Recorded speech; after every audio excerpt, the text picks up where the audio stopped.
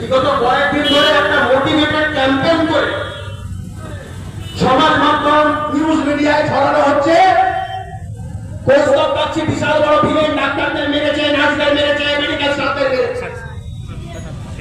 আমাকে কোথাও বলতে শোনা যায়নি বল বল বল বল বল বল বল বল বল, এটা কৌস্তব বাগচিকে বলতে শোনা যায়নি। কৌস্তব বাগচি ডাক্তারদের, মেডিকেল স্টাফদের মা বোনদের ডেকে আনতে বলেনি। কৌস্তব বাগচি জানতে চেয়েছে আমার যে ভাইয়ের বাবাকে তোমরা মেরে ফেললে, আমার যে কাকু, আমার যে জেঠুকে তোমরা মেরে ফেললে, এই মাসটাকে খুলে ছুঁড়ে আমি জানতে চেয়েছি, প্রকাশ্যে জানতে চেয়েছি। আর আমি উত্তর দিতে পারিনি। সারদা নার্সিং হোমের মালিক বিশ্বজিৎ রায়, তিনি আমাকে বন্ধ ঘরের পাশে নিয়ে কথা বলার অফার দিচ্ছেন, পয়সা করে অফার দিচ্ছেন। আমি বলেছি কৌস্তব বাগচি তৃণমূল করে না, কৌস্তব বাগচি মাথা বিক্রি করে না, কৌস্তব বাগচি সিদ্ধারা বিক্রি করে না। সেই আমরা যদি নিতে চাই, আমি আমার ভারতীয় জনতা পার্টি, আমার সহযোদ্ধারা, অমর পোদ্দার থেকে শুরু করে, কমল ঘোষ থেকে শুরু করে, গোবিন্দ মুখার্জি থেকে শুরু করে, বিমান রাম থেকে শুরু করে, রূপালী সরকার থেকে শুরু করে, বিশাল জয়সওয়াল থেকে শুরু করে, প্রত্যেকটা ভারতীয় জনতা পার্টির কার্যকর্তা রাজভবন থেকে শুরু করে পবিত্রা বিধানসভার পবিত্র সবাই বিদেশেরা সবাই, আমরা শুধু সবাই খবর পেয়েছি যে আমাদের একজন সহযোদ্ধা তার বাবার সাথে এই ঘটনা ঘটেছে। আমরা গেছি, আমরা মনে করি এটা আমাদের নৈতিক কর্তব্য। আমরা আমাদের প্রাক্তন সাংসদ অর্জুন সিংকে জানিয়েছি, তিনি বলেছেন ইমিডিয়েটলি যাও, পাশে দাঁড়াও। আমরা ভারতীয় জনতা পার্টি কোন পয়সা লেনাদেনার জন্য রাজনীতি করি না, এটা আমাদের পরিবার। একটা পরিবারের সদস্যকে ছুঁয়ে দেখুন, দেখবেন গোটা পরিবার বুক চিতিয়ে দাঁড়িয়ে আছে, বুক পেতে সামনে দাঁড়িয়ে আছে। আমি অন্যায় করেছি, চোখের সামনে কার্তিকের বাবাকে মেরে ফেললো কারা? এই সারদা নার্সিং হোমের যারা ম্যানেজমেন্ট তারা মেরে ফেলে, সেখানকার আরএমও, সেখানকার মেডিকেল স্টাফ, সেখানকার যারা নার্স তারা মেরে ফেলে। আমি প্রতিরোধ করাতে আমাকে ভিলেন বানানো হচ্ছে।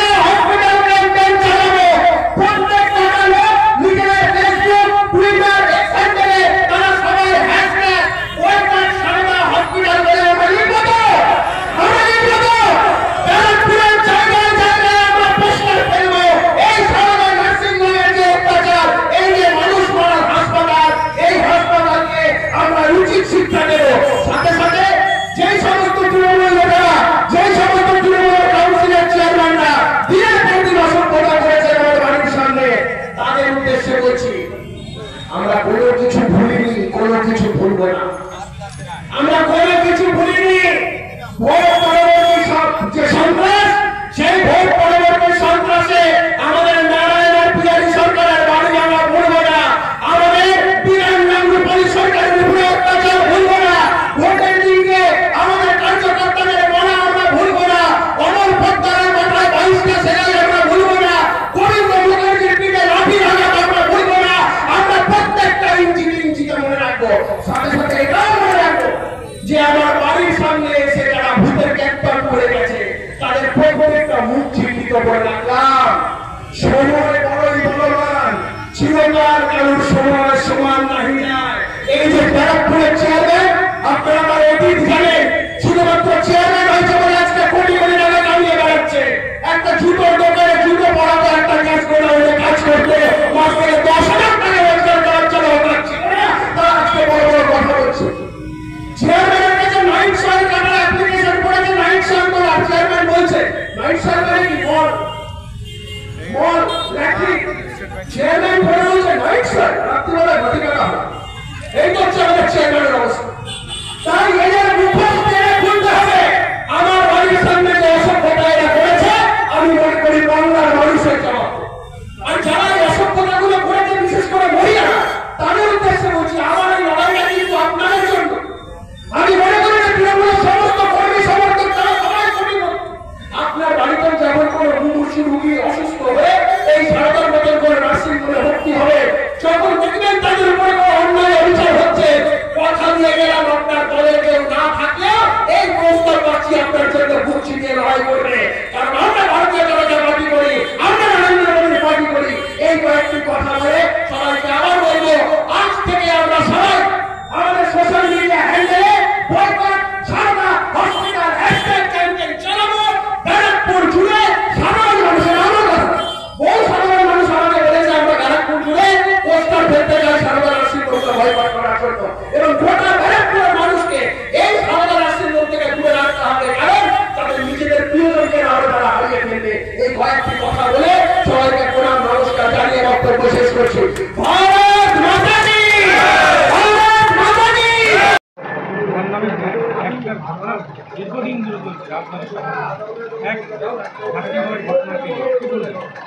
দেখুন, আমার বিরুদ্ধে এ তো প্রথম মামলা নয়, অতীতে প্রচুর মামলাই সরকার আমার বিরুদ্ধে করেছে, কিন্তু আমাকে কিছু করতে পারেনি।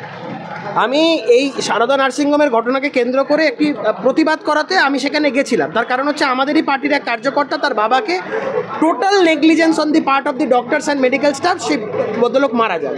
তা আমি তখন ডাক্তারদের কাছে তাদের জানতে চেয়েছিলাম যে অক্সিজেন মাস্কটা খুললো কে, তারা উত্তর দিতে পারেনি। এবং এই ঘটনাকে কেন্দ্র করে দেখা গেল তৃণমূলের লোকেরা এটাকে রাজনৈতিক হাতিয়ার করে তুললো।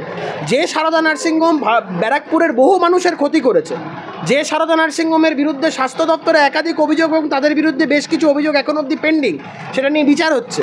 তো সেই জায়গায় দাঁড়িয়ে সারদা নার্সিংহোমের মতন নার্সিংহোমের পাশে দাঁড়িয়ে ব্যারাকপুরের সাংসদ পার্থ ভৌমিক তথা তৃণমূল নেতারা বোঝালেন যে তারা বিত্তশালী নার্সিংহোমদের পাশে, গরিব মানুষদের পাশে তারা নয়। গরিব মানুষদের পক্ষে লড়াইটা আমি করার জন্য আমার বিরুদ্ধে মোহনপুর থানায় একটি এফআইআর দায়ের করা হয়।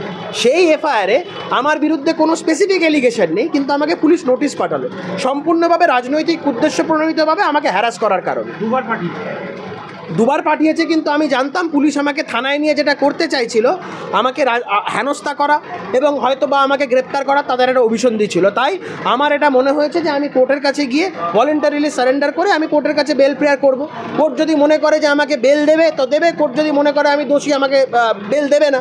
কিন্তু কোর্ট আজকে এফআইআর দেখে, অভিযোগ দেখে উষ্মা প্রকাশ করেছে এই ধরনের অভিযোগ, বা যে এফআইআরে কোনো নাম নেই তা সত্ত্বেও এইভাবে হেনস্থা করা, এই সমস্ত দিক দেখে কোর্ট আজকে আমাকে বেল দিয়েছে। এবং এর থেকেই প্রমাণিত যে এদের অভিযোগের কোনো ভিত্তি নেই, সম্পূর্ণ ভিত্তিহীন অভিযোগ।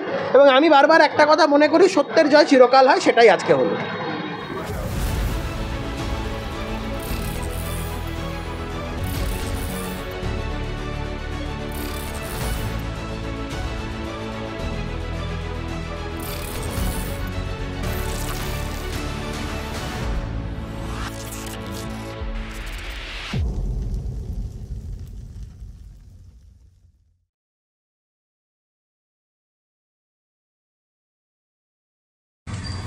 বিগত কয়েকদিন ধরে আমার বাড়ির সামনে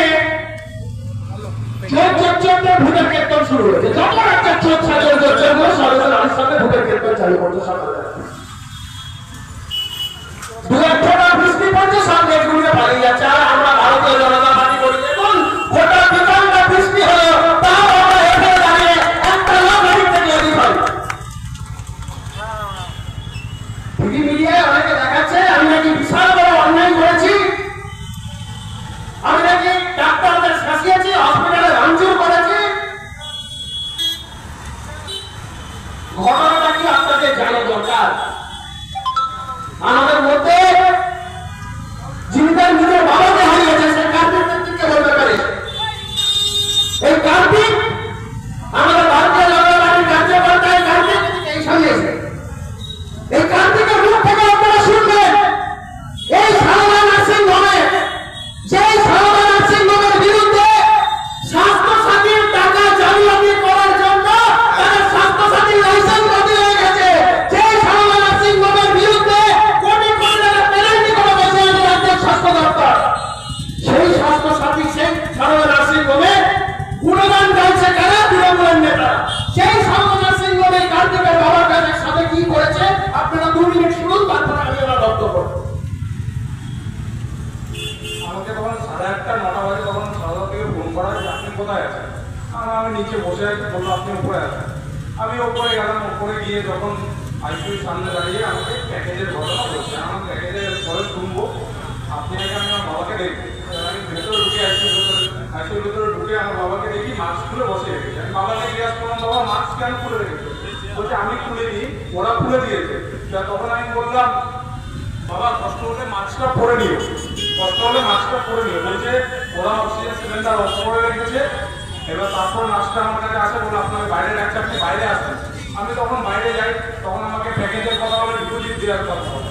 ঠিক আছে, যেটা প্রসেস সেটা আপনি করুন, কোনো অসুবিধা নেই। বললো আগে বলে দিন কী কী করতে হবে। আমাকে বলছে নিয়োগ করতে 15,000 টাকা লাগবে, আইসিইউতে রাখতে 1 লক্ষ টাকা লাগবে। আমরা সব ঠিক আছে, আগে আমার বাবাকে মাস্কটা পরান।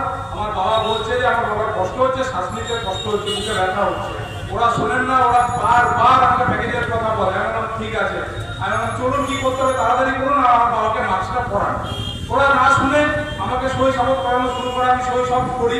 সাথে আমার বাবা অসুস্থ, বাবা বুকে ব্যথা হচ্ছে, শ্বাসকষ্ট হচ্ছে, তখন ওরা আমার বাবাকে দিয়ে সই করায়। আমি বললাম আমার বাবাকে দিয়ে সই করানোর কি দরকার, আমি তো সই করছি। বলছে না আপনার বাবাকেও সই করতে হবে। আমার বাবা সই করতে করতে শরীর খারাপ হয়, তখন বলে আমি যা বাকি যা সই করার আমি করছি। তারা শোনেন না, তারা আমাকে আবার এদিকে নিয়ে আসে, নিয়ে এসে আমি সই করি। সই করতে করতে দেখি আমার বাবার খারাপ অবস্থা হয়ে যায়। তারপরে আমি চিৎকার চেঁচামেচি শুরু করি, কান্নাকাটি শুরু করি। তখন আমার পাশে বিধানদা প্রত্যেকটা পরে ঢোকে। তখন এরা বলে যে তুমি শান্ত হও, আমরা দেখছি কি করা যায়। তার কথাবার্তা বলছে। তারপরে আমি যখন লাস্টে বলি যে কি হয়েছে আমার বাবার বিষয় বলছে, তখন চিল্লামিল্লি হচ্ছে। তখন প্রস্তবদা আমার বড় দাদার মতো এসে তখন আমার পাশে দাঁড়ায়, বলে দাঁড়াও ভাই, তুমি চিন্তা করো না, আমরা সবাই তোমার পাশে আছি। যে অন্যায় হয়েছে সেই অন্যায়ের প্রতিবাদ আমি করবো, এই অন্যায়কে আমরা ছাড়বো না, লাস্ট পর্যন্ত দেখবো যে এই অন্যায়ের প্রতিবাদ। তখন ওই মালিক, ওই সারদা নার্সিংহোমের মালিক আমার কাছে আসে, আমাকে এসে টাকার প্রলোভন দেখায়, বলে যে তুমি সেটেলমেন্ট করে নাও, তোমার বাবাকে আমি এখনই ছেড়ে দিচ্ছি। আমি আমার বাবাকে এখানে বিক্রি করতে আসিনি, আমি আমার বাবাকে এখানে সুস্থ করতে নিয়ে এসেছিলাম। আপনারা আমার বাবাকে অক্সিজেন মাস্ক খুলে মেরে দিয়েছেন। আমি ব্যারাকপুরে সবাইকে বলবো, আপনারা সব জায়গায় যান, কিন্তু সারদা নার্সিংহোমে যাবেন না। আর পার্থভৌমিক চেয়ারম্যান যারা নার্সিংহোমে গেছেন, প্রস্তবদার বাড়ির সামনে গেছেন, তারা একবার ভালো করে শুনে নিন, স্বাস্থ্যসাথীর কার্ড ওখানে নেওয়া হয় না। আর প্রস্তবদার কাউকে গালাগালি করে না, কাউকে বাজে কথা বলে না। এটাও সত্যি, যদি প্রস্তবদার না থাকতো হয়তো আমার বাবা হারিয়েছে, আমি ওদেরকে ছাড়তাম না। প্রস্তবদার সবাইকে শান্ত রাখে, আর শান্তভাবে ওখান থেকে বের করে নিয়ে আসে। আর যারা আজকে প্রস্তবদার বাড়ির সামনে মহিলারা প্রতিবাদ করছেন, আপনারাও মাথায় সিঁদুর পড়েন। আমার মা দেখেছে সেটা, আমার মা ঘরে দেখছে আর হাওয়া করে কাটছে, বলছে এরা মহিলা। আজকে অন্যায় ভেবে আমার বাবাকে মাস্ক খুলে মেরে ফেলা হয়েছে। আজকে আপনারাও মাথায় সিঁদুর পরে রাখছেন, আপনাদেরও এই দিন আসবে, আপনারা চিন্তা করবেন না। প্রস্তবদা অন্যায় প্রতিবাদ করেছে, ওখানে গিয়ে গুন্ডামি করেনি প্রস্তবদা। আমি একটা ছোট ভাই প্রস্তবদা আমার সবাইকে নিয়ে গিয়ে অন্যায় প্রতিবাদ করেছে, এই বলে আমি আর কিছু বলবো না। আর মনপুর থানা কোনো স্টেপ নেয়নি। প্রস্তবদা সকালবেলা থানায় গেছিল, বলছে ভাই তুমি কি করবে? আমি বললাম প্রস্তবদা এই ব্যাপার আমার উপরে প্রেশার সৃষ্টি করা হয় যে যদি তুমি কেস তুলে না নাও, তোমার বাবার পোস্টমর্টম করতে 2-3 দিন সময় লাগবে। আর যদি তাহলে আমি এমডির সাথে এখনই কথা বলছি, এমডির সাথে কথা বলে তোমাকে আমি 30 মিনিটের মধ্যে তোমার বাবাকে পাওয়ার চেষ্টা করে দিচ্ছি, ব্যবস্থা করে দিচ্ছি।